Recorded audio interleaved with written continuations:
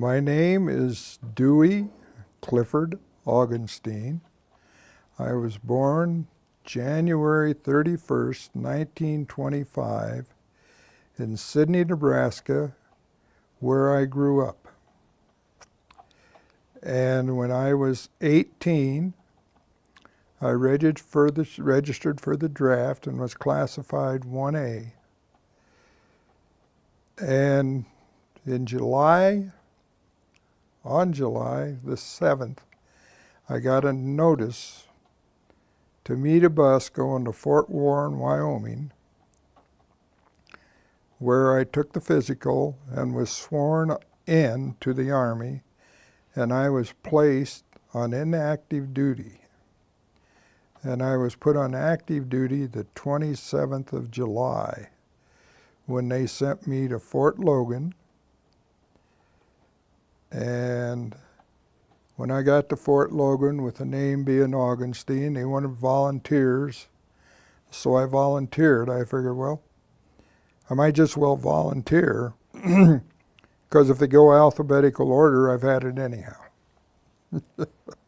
I took my basic training at Camp Roberts, California. That's about halfway through between LA and San Francisco. And when we got there on the 27th of July, the temperature on the blacktop was 107 degrees. And when we drew our supplies, they give us 2 wool blankets and an Army comforter. And one of the guys looked at the supply sergeant and said, "What do I need all this junk for?" He said, "You don't have to take it. You can leave it here. Take what you want. But if you come back after it tomorrow, it's going to cost you a $5 an item for every item you want." And when the sun started to go down, it became very apparent why we had 2 Army blankets and a comforter. And we used them. And they also issued us sweatshirts, not just regular T-shirts. We had T-shirts, but we had sweatshirts. And when we went out in the morning to do calisthenics, if one guy showed up different from everybody else, say he got up in a hurry, he didn't put on his sweatshirt, everybody had to take off their sweatshirt and do calisthenics. We had to all look alike. I spent 17 weeks in Camp Roberts. I was in a field artillery training company or battalion. And we trained on 105s and carbines. And when our 17 weeks were up, I got a 10-day furlough in Sidney, Nebraska to see my folks on the way to Camp Meade, Maryland. I left Sidney early enough to be at Camp Meade on time. But in St. Louis, we had to change trains, and I got on the Wabash Cannonball. We got out of St. Louis, and they put us on a siding, and we were there 24 hours. While the troop trains and freight trains and everybody else who had to ride away went. And the group I was supposed to meet in Maryland got there when they should have, the day before I did, and they all transferred out the same day. And I was left in Camp Meade, Maryland till the 27th of January. And at which time they told me to pack my gear, that I had been transferred to Fort Dix, New Jersey, to an outfit. And we left Maryland about 2 o'clock in the afternoon, and we got to the outfit in the evening. And my captain said, "Private Augenstein, don't take anything out of that duffel bag you don't need, because we are loading on to a transport tomorrow to go to England." And we did. And I found out that the 4th Infantry Division was a Southern division made up of Southerners. It was a regular Army division, and it was made up, the Southerners were between the age of mid-20s and 30s. Most of them joined the Army for board and room and $30 a month. And here I am, a Nebraska farm boy, in with all these Southerners. I don't know a soul, and they weren't very interested in meeting a Northerner and a Westerner, so I sort of felt like an outcast. And when we got on board the boat, which was the USS George Washington, which was a French luxury liner before the war, which had been redone. When we got aboard the ship, a corporal came over to me and said, "Private Augenstein, you and I," this is the first guy that's really talked to me other than the captain, "and Fatty Davis are going to volunteer for ship's duty. I know they'll be here, and I know they'll want somebody, and the 3 of us are going to volunteer." And so I did. What have I got to lose? And our job, we worked with a merchant marine, was to check the lifeboats aboard that ship every day until we landed in Liverpool. And I was surprised at how much stuff could disappear from a lifeboat from one day to the next. I don't know what they were going to do with it, but they took it. And we replaced it. And I was very lucky in that in our quarters, the bunks were 4 high, and there must have been close to 500-600 people down there. And they got out of the quarters 40 minutes in the morning to go above deck and 40 minutes in the afternoon. And we spent 8 hours a day with the merchant marine.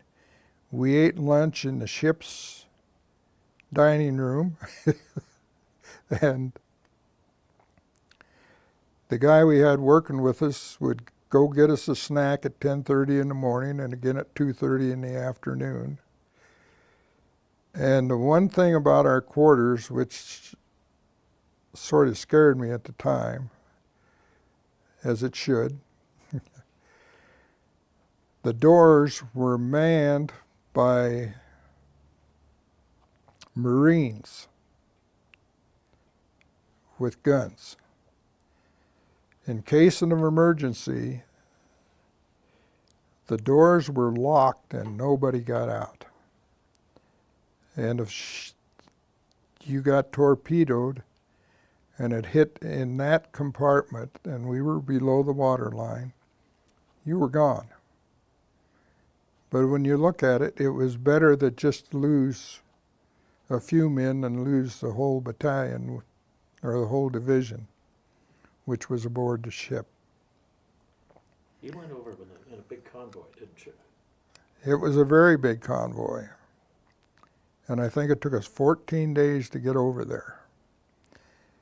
In our convoy, there were 2 battleships, a cruiser, 2 destroyers, and 2 aircraft carriers. But the thing about the aircraft carriers, they were loaded with planes. They couldn't take one off. They were using them as flat cars to move planes to England. And there was freighters and other troop ships, and it was a big convoy. And we zigzagged all over the Atlantic. But we landed in Liverpool. And from there they sent us to a little town of Ufcombe in England. And our residence, barracks, if you want to call it that, it wasn't a barracks, it was in a church, and it was one of the classrooms. And the bunks were 4 high, but there was only our battery in it, which consisted of about 120 men. And I did not have a barrack. I was given, since I was bigger than most of them, I was given an army cot right in front of the doors.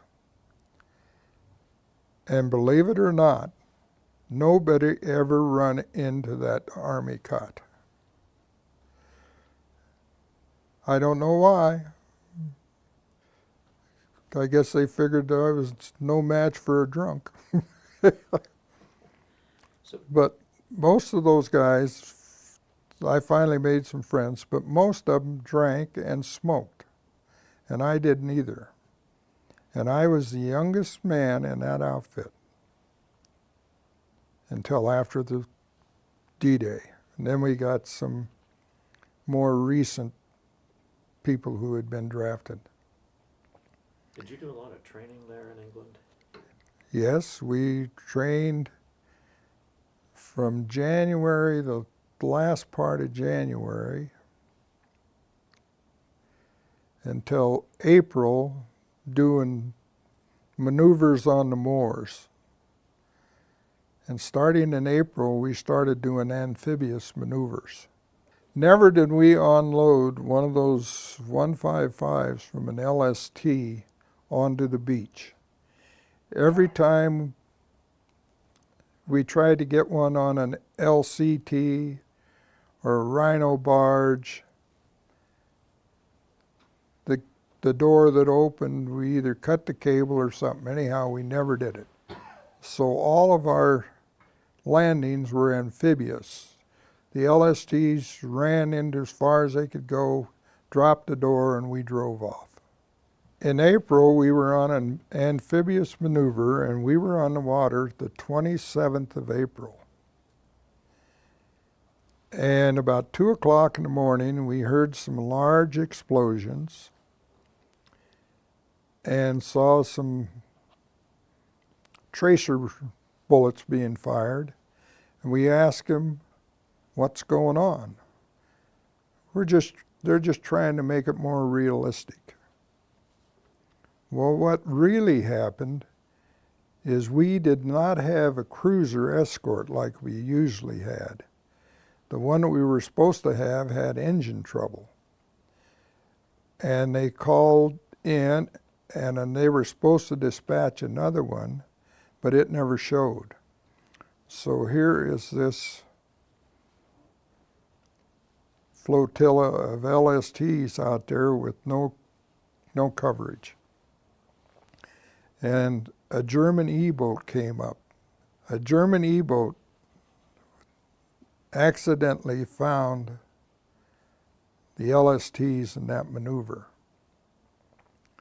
They sank 3 LSTs, and then he decided that, he could have sunk the whole armada if he'd had enough torpedoes. But he decided something was wrong, because there should be some naval ships around here somewhere.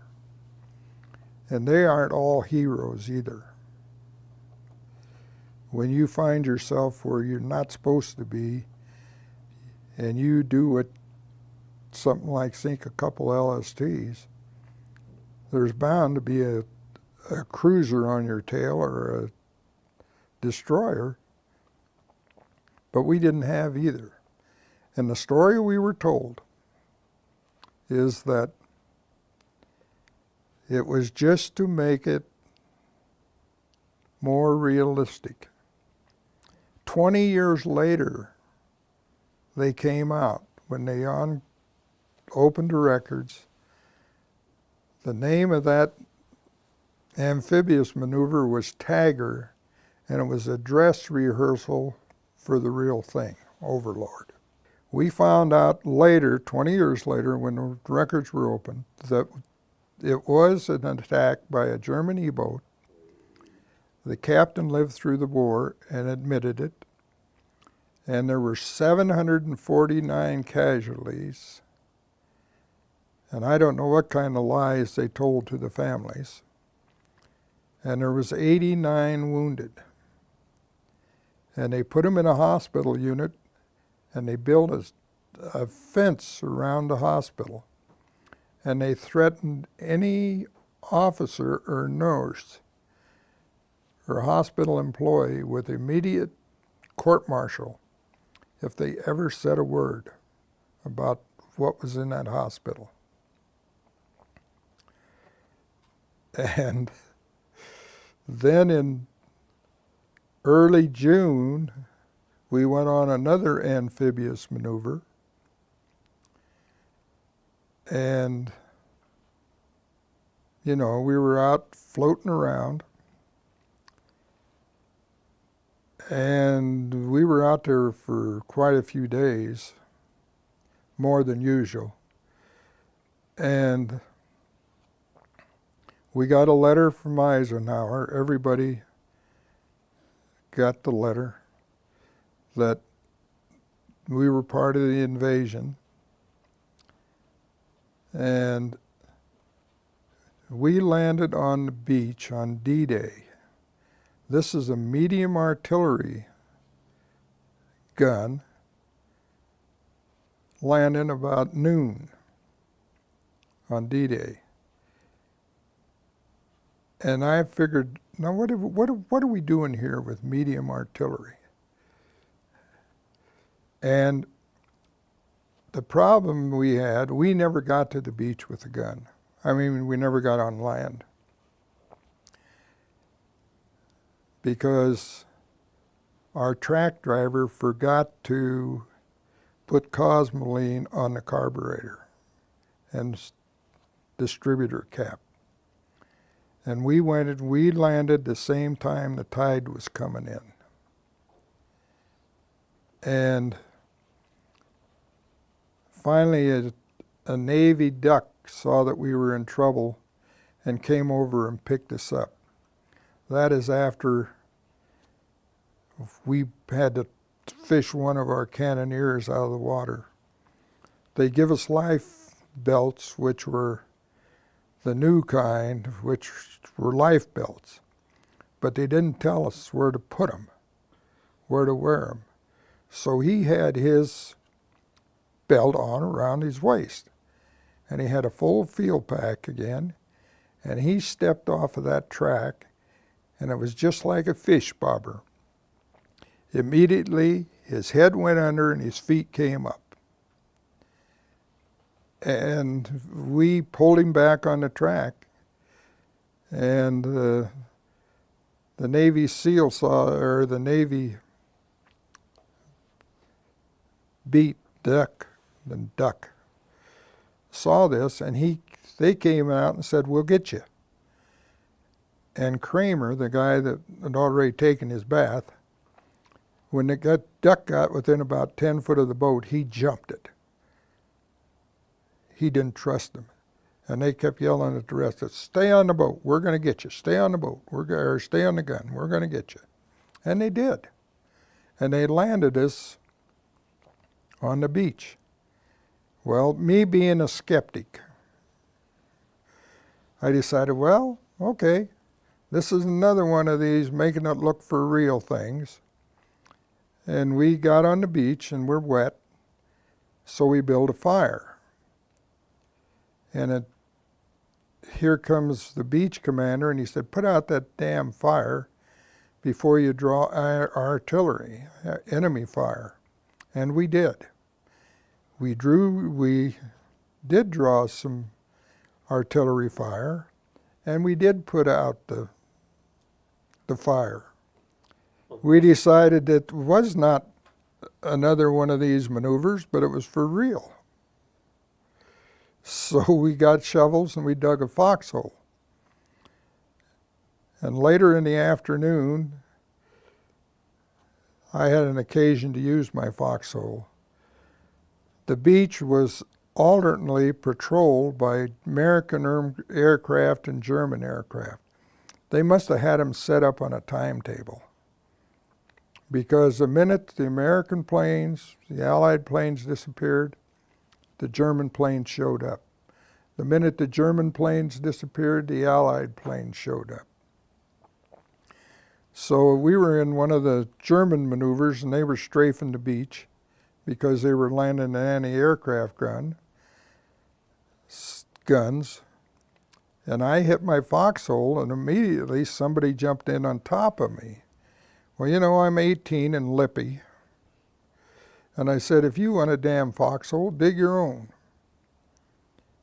And when the attack was over, we got out, and that guy had stars on his lapel. And he said, soldier, at a time like that, I don't give a damn who dug the hole. I'm going to be in it. And if I'd have been thinking, I was safer with him on top of me than I was just with me in the hole. But then we... Did you ever find out what general it was or who he was? No. He was in charge of an anti-aircraft battalion. And things that happen.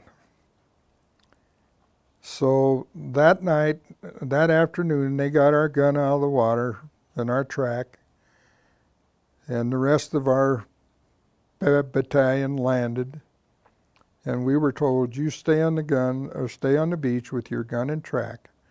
We'll send 2 tracks after you, one for the track and one for the gun. And about after dark, they did. 2 tracks showed up, and they towed us to the battery area. And when we got off of the track, they said, we need you guys to start carrying ammunition. So we ended up carrying ammunition to the other 3 guns. And about 2 o'clock in the morning, they said, okay, you guys can rest. And so I laid down behind a number 2 gun, which was still firing, and went to sleep. And when they say D-Day, it was the longest day, I believe them. It was a long day. What kind of fire were you coming under when you were coming ashore? None. Until we built that fire. And there was really no debris on the beach to speak of. I did find a shovel. We found a shovel so we could dig a foxhole. Some poor infantry guy lost his shovel. But, you know, we landed on Utah Beach, and Utah Beach did not land where they were, the landing was not where it was supposed to be. We missed our target by about a half mile. And if we'd landed further up, closer to the other landings, we would have, I feel we would have drawn more fire, and I think everybody else in the higher command feels we were very lucky landing where we did, because it was not highly protected, like Omaha Beach. And How far ahead was the infantry? Were those guys in ahead of you then? yeah, I don't know where they were. They were ahead of us. We did see a few paratroopers walking back to the beach to be picked up and taken back to England. But very seldom did we see an infantryman. And our battalion commander decided that the safest place for his 155s was in front, behind the infantry, but in front of the 105s, because nobody would be looking for them there. they think they would be further back. And it was a good maneuver, I think. And we were hung up on the beach due to the marsh. And they had a battle, they called the Battle of St. Lo, where they got the Air Force to come in and bomb. We marked the targets with smoke shells. And the airplanes dropped their bombs on the smoke.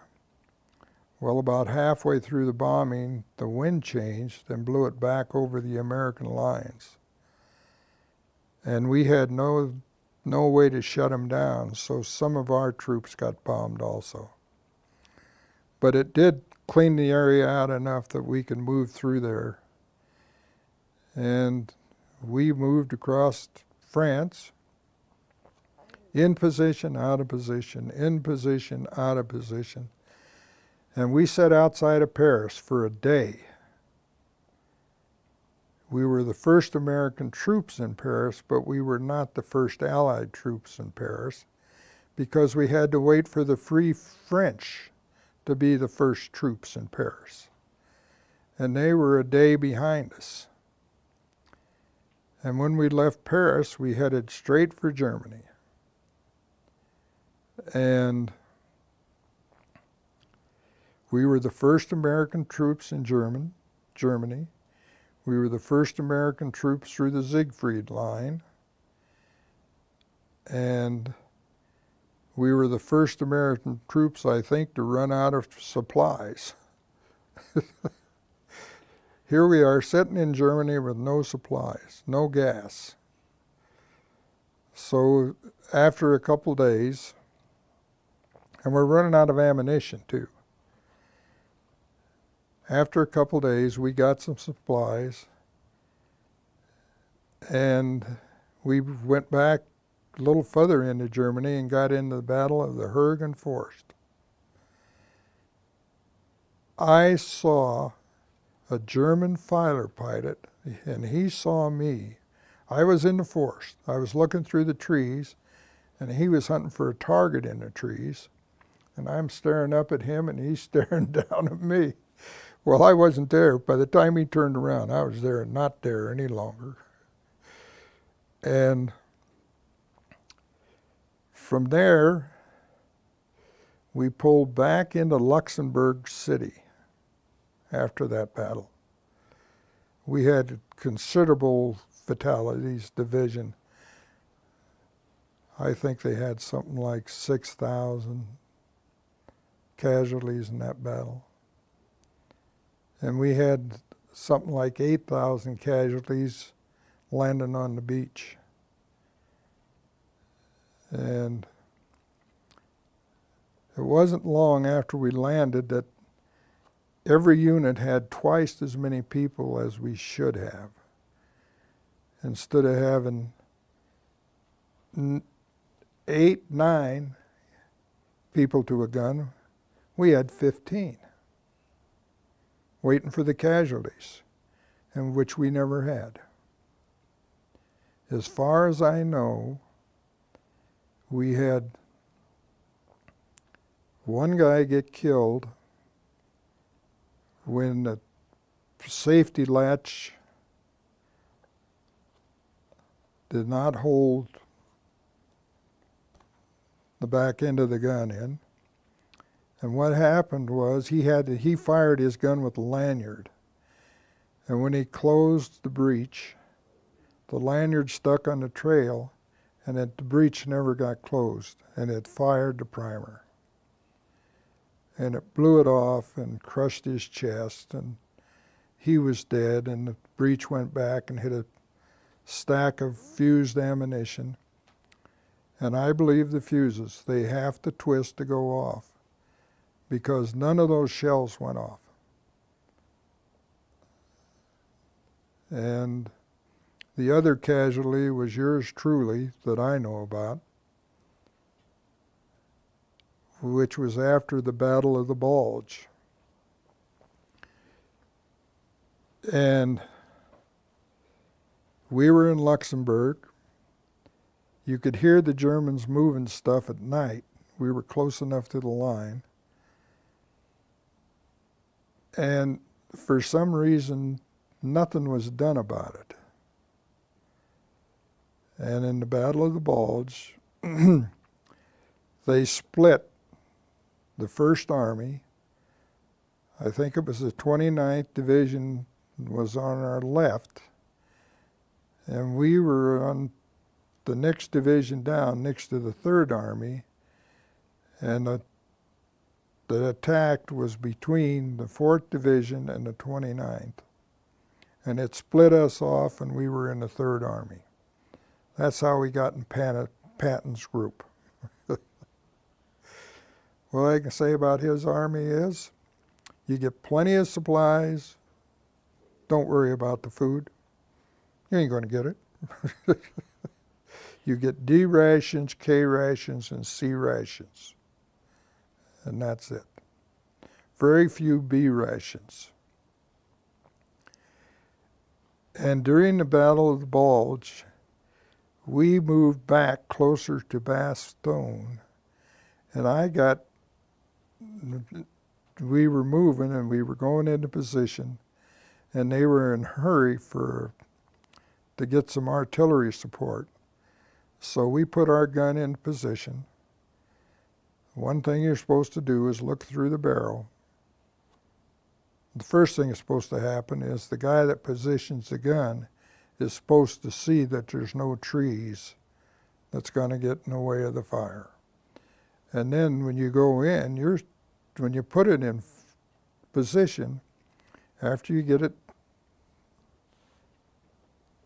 logged in, the number one man is supposed to crank down the gun and rotate it from side to side to see if there's a tree and what elevation you have to be at to miss that tree.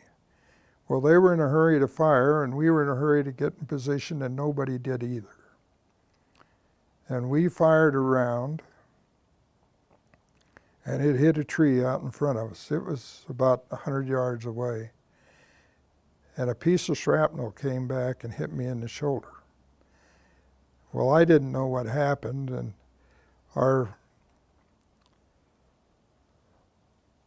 the primer mechanism has a safety latch on it, had a safety latch on it. But they broke early, and we could not get any repairs. And so occasionally you'd fire it and it'd unwind itself and back behind the gun. Well, when I got hit in the shoulder standing back there, I said, give me a sledgehammer. I'll put that damn thing in where it'll never come out. And the guy turned it out of the gun and said, here it is. He said, you've been hit. And I went from instantly mad to instantly a cripple. Oh. And so they brought the first aid people down, and they loaded me on a Jeep and took me to an evac hospital. And they told me what they were going to do, said I had been hit with a piece of shrapnel and went in and hit the ribs and coved around them instead of going through. So I was lucky there. And they were going to make an incision and take it out and sew me up. Okay, sounds good to me. And when I came to, I lost all my modesty. I'm 19 now. Not used to girls walking in on naked men. But I'm laying on a bunk, no clothes, and there's two nurses, one going down. There's 8 beds on each side of this tent. And they were going down and giving us all a bath. And I was silly enough, and I said, if it don't bother you, it sure as hell don't bother me. And went back to sleep. And from there, we went to an evac hospital, and were there a few days. One, that's a few. And then they moved us to a general hospital in Bar-le-Duc, France. And I had 21 of the most wonderful days of R&R that you could have. There were showers available. We had kitchen cooked food. And before you were there a day, they had 2 colored meal tickets. One ate early and one ate late. But we hadn't been there very long. I hadn't been there very long before I had one of each. And if they had something good, I could eat twice. And for recreation, we went to a movie. We saw the same movie. You watched the movie the first time, then you looked at the top of it to see what you missed. The next time you looked at the bottom. Next time you looked at the right, and the next time you looked at the left. But it was better than staying in the ward on the bunk bed. And I had been there about 5 days, and I decided, well, hell, I can take a shower. I still had a big patch on my back. So I go in and get in the shower, and here comes this little nurse, hopping mad. Private Augenstein, who told you you could take a shower? I said, well, I've been here 5 days. Why can't I take a shower? She said, you haven't been sewed up yet. Here I am with the wound still open. It's bandaged, and they're treating it, you know, so there's no infection. And the way you find out you're going to go to surgery is when you wake you up in the morning, you crawl down the end of the bed and you look over the end of the bed. If there's a red tag on your nameplate, you get no breakfast. You're going to surgery. And in the meantime, while I was in the hospital, the 4th Division got transferred to the 7th Army from the 3rd, which was further down in the middle of France. And when I left the hospital, I went to a repo depot,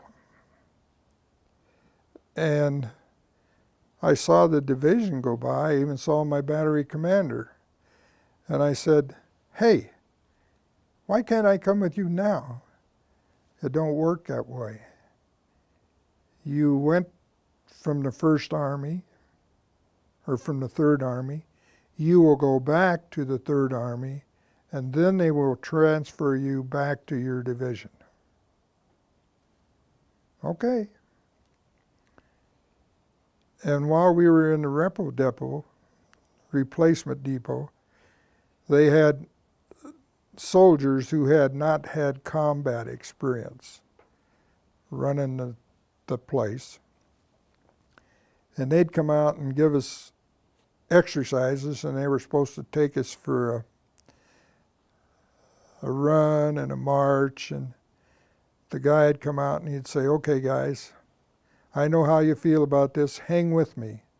As soon as you get out of sight, we'll take a break. So we'd get out of the sight of the battalion, the repo depot, and we'd fall off and take a break until it was about time to go back.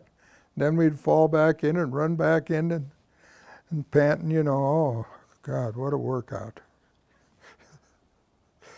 But I finally got back to the division. But they were in the 7th Army, and then the end of the war came. And we did Army of Occupation. And it's surprising how people cannot hear a voice, but they can hear the clip on a gun slam forward. I had this happened to me twice, well, more than twice. But when I was pulling guard duty in England on the battalion motor pool, the officers would come in with the jeeps, and you'd yell at them, halt and be recognized, and they wouldn't hear it. So you'd pull the bolt back on the carbine and let her snap, and they all heard that. Well, that's just like in Germany when we were doing Army of Occupation. They were supposed to have all the windows and doors closed an hour before sunset. And they'd lean out the windows and chatter, and you know, it's late and it's time they should be closed. You'd pull that bolt back and let it snap, and clash, clash, clash. They all closed it. While we were doing Army of Occupation, they came up with a system of the point discharge, and since it was a regular Army division to start with, most of the regular Army men had enough points to get discharged.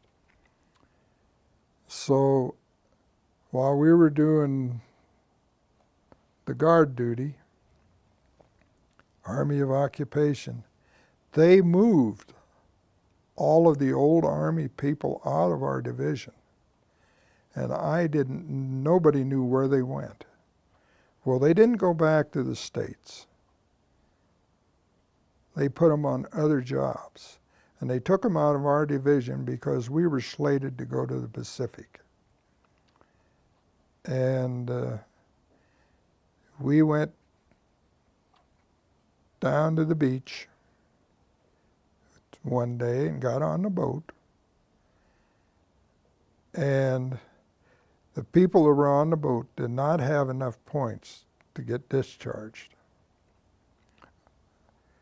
other than the officers, and they were stuck.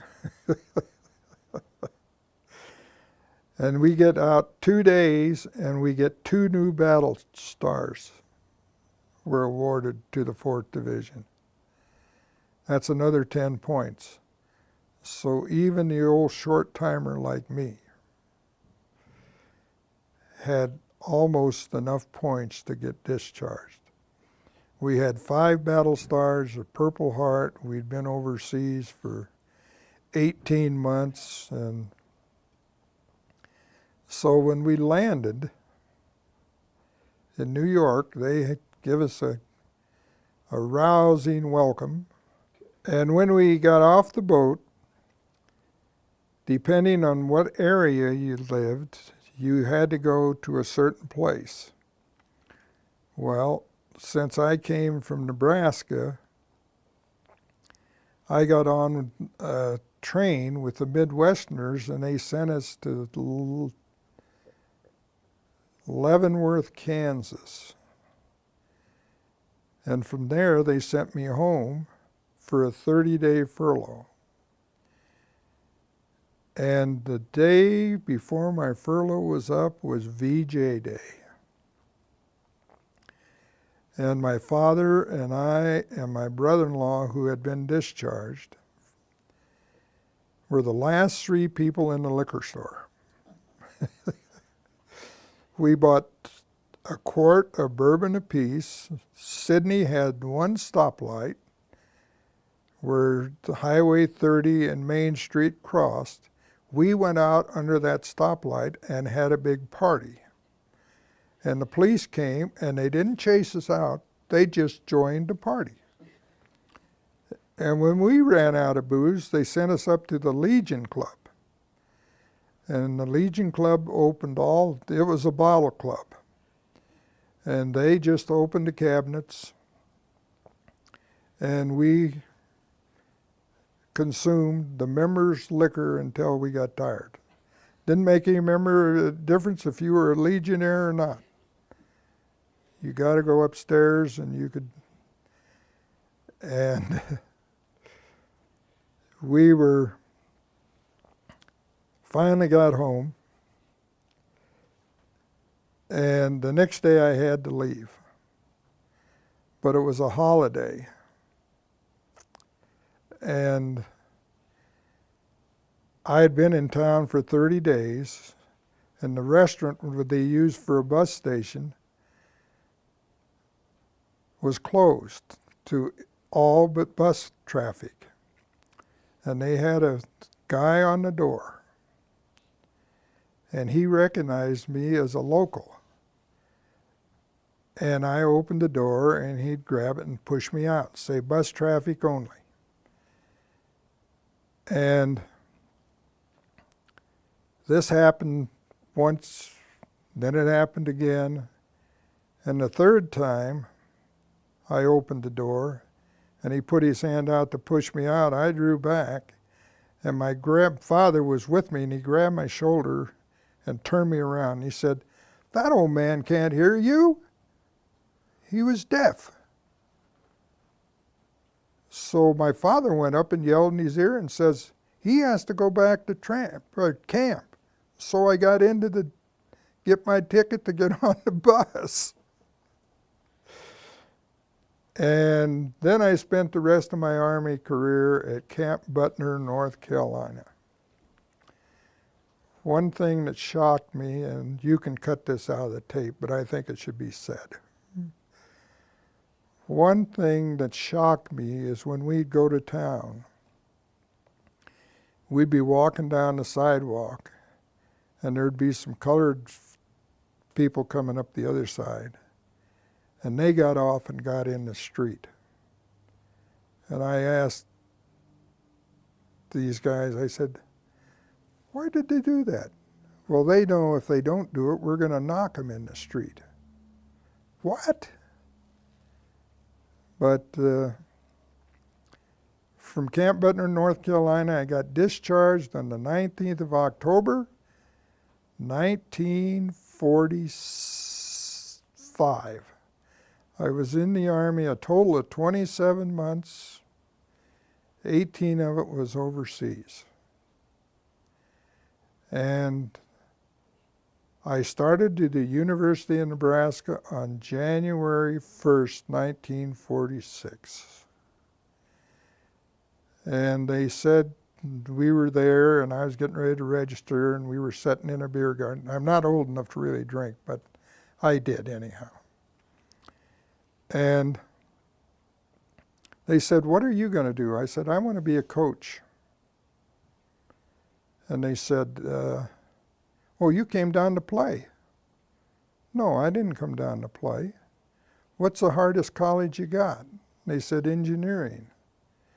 I said, "What's the toughest branch?" "Chemical." "That's what I'm going to be." I went to the University of Nebraska to prove to myself that I was smart enough to do any damn thing I wanted to do. So rather than take one of the easy courses, I took the hardest.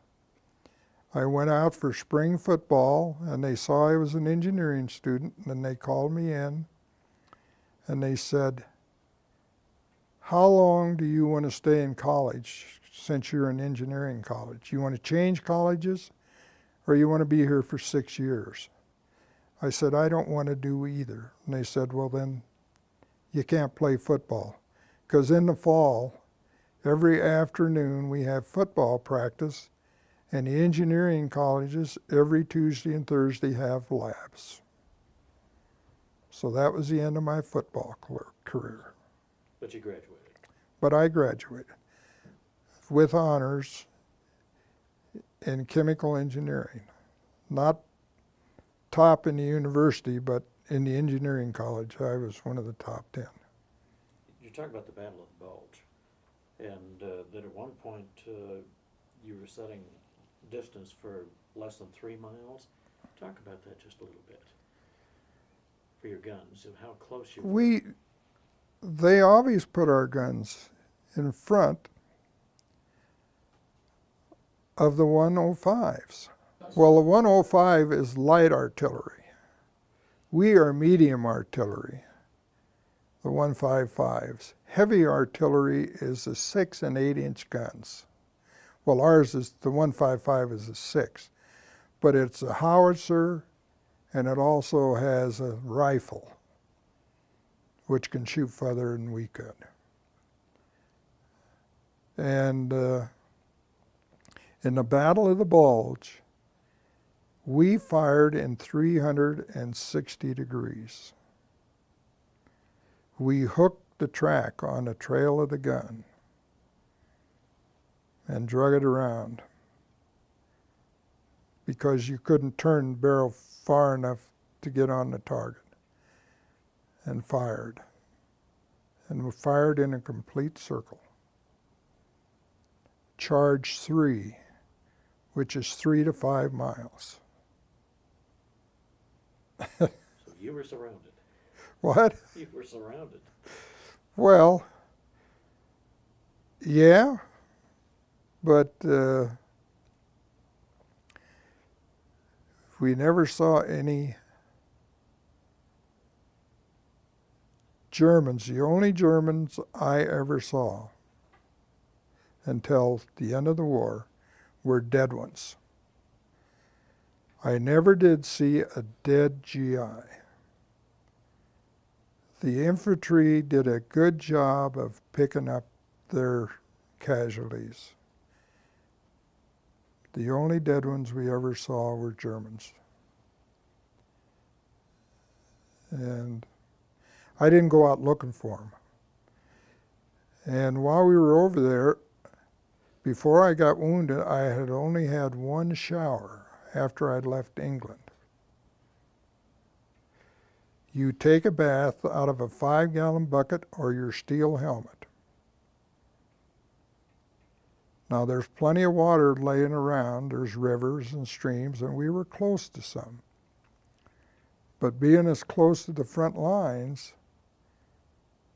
you wouldn't catch this coward down there getting in the water where he could be seen from the other side and be fired at.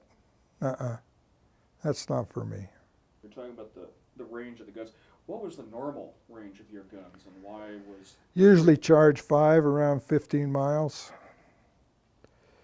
There was various charges. You could charge fire from 3 to 7. 7 would get you about 22 miles. On one maneuver, on one change of positions, we had a commanding officer who missed the point on the map. And we got direct fired on by a German tank, but we were behind a hedgerow. And he was up on the hill on the other side. The shells hit the hedgerow. But here again, it's one of how brave are you? There's 155s down there. Where the hell are the infantry? And what am I doing here? And so he turned around and left. He fired 2 rounds and took off. And we could not return fire because a 155, you have to get it down, spread the trails, get it in position. But we were direct fired on once. Incidentally, we had a new battalion commander the next day. You talked about you had to wait for the Free French to enter Paris, that you were ready to go in. When you did get into Paris, did you do any fighting there, or was it pretty much taken care of at that point? We went into position, but we did not fire the gun. The big problem we had was getting the people that lived in Paris to turn off their damn lights at night. Here we are in Paris, and they got it all lit up like a Christmas tree so the German bombers could know exactly where that was. Not that they could see us, but they knew it was in Allied hands, and they could bomb it. I was very glad to get out of Paris. And I've never been back to Paris. Did you have bombing raids while you were there? Yes. And the one thing that scared me worst of all the things that happened to me was to be in position and have a German bomber fly over and drop flares. Now that's not playing the game right. They can see down and we can't see up. Just like firing white phosphorus shells.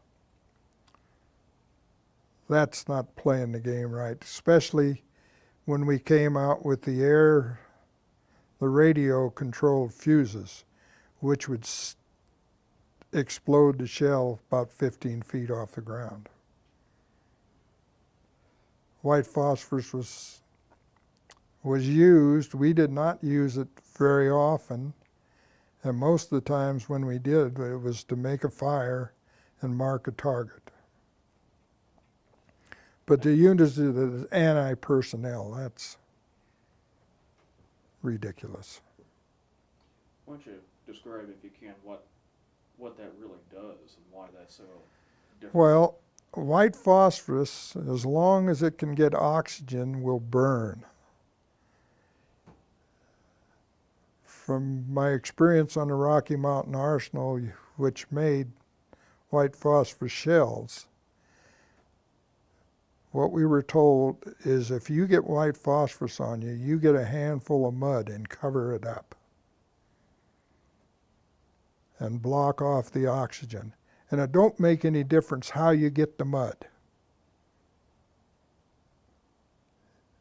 But you get some mud and cover that stuff up. It just continues to burn. Yep. Until it's gone. There's one other question I wanted to ask you, and that's, it was after you got out of Paris that you were fired on, and it wasn't the enemy that was guiding the gunfire in. When we were on just off of the beach, the first time we got enemy fire, 2 or 3 shells hit, and we looked down the road, and there's a Frenchman standing out in the road. If the shell is to the right, he moves to the left. If the shell is long, he moves backwards. It didn't take very long to chase him out of the road with carbine fire. And the minute we did that, we did not get any counter fire either. But as I say, I don't have anything against Frenchmen. I just don't want to go there. And I guess just one final thing here, and that's basically you talked about a lot of casualties. A lot of that was infantry, but did any of your artillery, your particular gun, you seemed to get through fairly well. What about Yeah. some of the other guns near you? I think they did too. I don't remember any big counter battery fire. That we lost a mailman, a corporal who was carrying mail in the breakthrough, was taking the mail from our battalion headquarters to the division, and he got ambushed on the road. But it was sort of like it wasn't like a picnic, because you could get killed. I did fire that 155 one time by myself. I was corporal, and we got a fire mission. We were getting some rounds landing fairly close, and I'm being a Nebraska farmer and a madman. I don't like to be fired at and not be able to fire back. So I had the phone, and they said fire mission, #1 gun. And so I yelled to my crew, "Come on, chicken, and love it." And we got a fire mission. And since they heard the rounds, they didn't get out of their holes. I did. I went up and I loaded that gun, got the powder charge, put the primer in, set the sight, and fired it. And then I heard one of them say, "You know that damn idiot is out there firing that gun by himself. Maybe we ought to go help him."